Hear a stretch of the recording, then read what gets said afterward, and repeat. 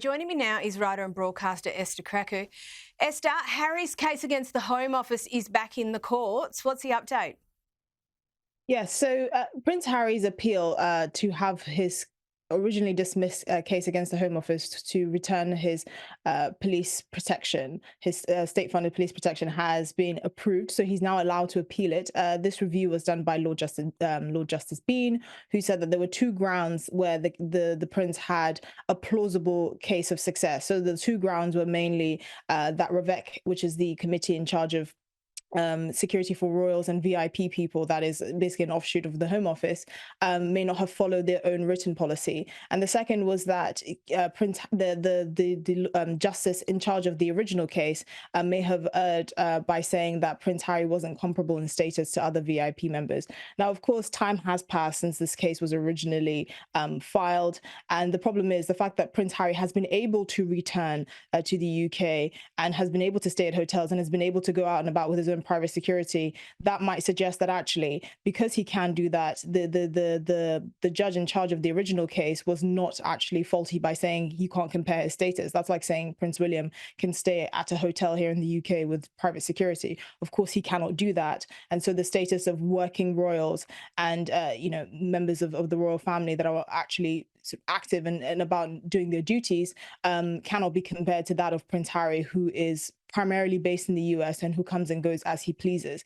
Of course, there are many things that could potentially derail this case, mainly the fact that Prince Harry doesn't actually live in the UK. Him and his family are based in Montecito. And so you could argue that he's basically asking for police to be on standby when he and his family fancies a visit to the UK. What Rebecca are arguing is not that they've removed that sort of right to police protection, but they will review it on a bespoke case-by-case basis, which basically suits they argue, the Prince Harry's status currently in the UK, which is he comes and goes as he pleases. Therefore, the right to police protection should be reviewed on a case-by-case basis and not always be on standby. That's going to cost the taxpayer money as well. And there are other people of comparable celebrity like the Beckhams that are not automatically entitled to police protection unless there's a significant threat to their life. We know that Salman Rushdie actually did get police protection about 15 years ago because he had a fatwa against him for his book. I think it was satanic something. I can't remember. But he was one of the few people that was allowed police protection because the threat to his life was significant. Of course, the justice in charge of Prince Harry's case wasn't convinced that he warranted that automatically every single time him and his family visited the UK.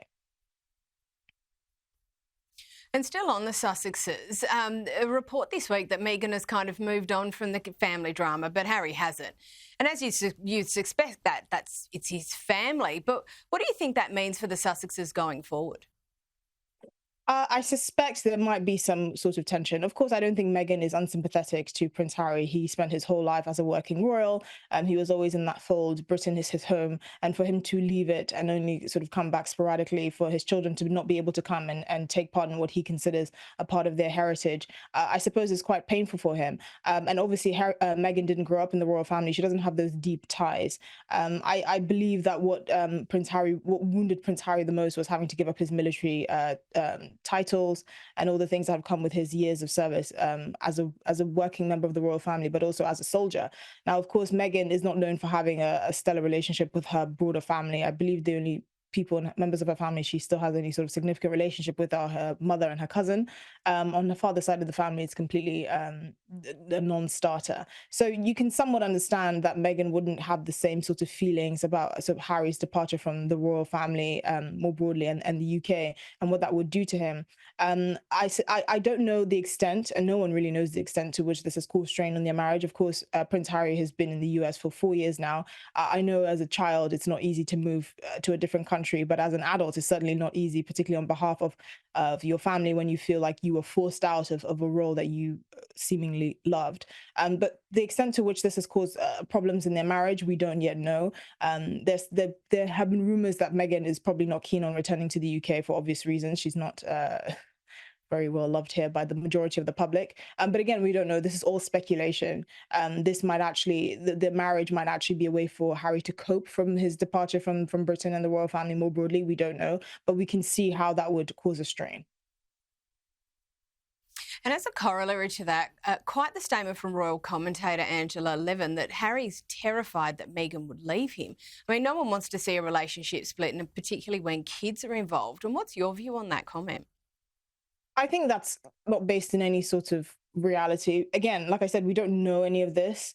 We don't know the nature of their relationship. We don't know the dynamics. Obviously, no one who's married with children wants to have a separation. It's quite traumatic for not only the couple but the children involved. There'll also be significant logistical hurdles. Prince Harry has been fighting for years now to even get his armed protection back here in the UK so that he can feel safe bringing his family over. If they were to separate, what would happen? What would happen to his visa application? Would he stay in a different part of the US and commute to see his family? Would he move to the UK and hope to do some sort of transatlantic relationship? That's obviously not the ideal case for the Duke and Duchess of Sussex. So this is obviously just a rumor and it's based on Angela Levin's opinion, but we don't have any evidence of that just yet. So we will just have to wait and see how things unfold. And it's also been reported, and again this year, that the Sussexes haven't been invited to Trooping the Colour. Was that expected? Yes, it was expected. They are no longer working members of the royal family. It's not surprising that they've not been invited to Trooping the Colour. Many people are still hoping that Princess Catherine, even though she's undergoing cancer treatment, will make an appearance. It's now unlikely, but you never know. The royal family can always pull surprises. We know that the king has really been trying to get back in his role as king, even though he's had to sort of step back, and they've made some adjustments with his appearance at Trooping the Colour to accommodate for the fact that he's still undergoing chemotherapy. To have the Sussexes anywhere near the royal family at this precarious time when three members of the royal family have significant health issues would not be a very wise thing to do. It's not surprising at all. And it's an invitation I suspect the Duke and Duchess of Sussex would reject because they don't feel safe here in the UK because, like I mentioned before, their automatic right to armed security has been removed. So there's even no point in making that invitation when in all likelihood they would probably reject it. And on to the King, and we understand the King will host the Japan state visit. There was a query at one stage whether he would be able to, given his health. What's planned and who'll be involved? So the Emperor and Empress of Japan have been invited. This was actually supposed to take place. The state visit was supposed to take place in 2020. So it's been delayed for 4 years due to COVID. And the visit has been significantly amended. They actually land in the UK. They arrive in the UK on Monday, but the official state visit will happen on Tuesday. And that's because the Emperor and Empress want to go and visit their old college of Oxford University. And so they want to have some personal time here in the UK before they embark on these state duties. Obviously, this is very important. The timing is also quite unfortunate because there is a general election on July 4th. So the main political elements of the state visit have been removed. But we know that senior working members of the royal family will be out and about. Prince William will go to their hotel room to greet them once they arrive. The Duke and Duchess of Edinburgh as well will also be involved in the state visit activities. We know that the king is going to be quite involved, the king and the queen. The king has actually visited Japan on numerous occasions while he was Prince of Wales. And so we know that he has deep ties to Japan and the Japanese royal family. So the state visit, as was originally planned, will probably go ahead in the exact same way that it's expected. State visits are very formulaic here in the UK, but obviously there will be political elements that will be removed to make it appropriate for the fact that there is an upcoming general election. And the king has also had to step back on certain duties because of the election. Yeah, no, fair enough. And thank you so much for joining us, Esther Krakue. Excellent observations as always.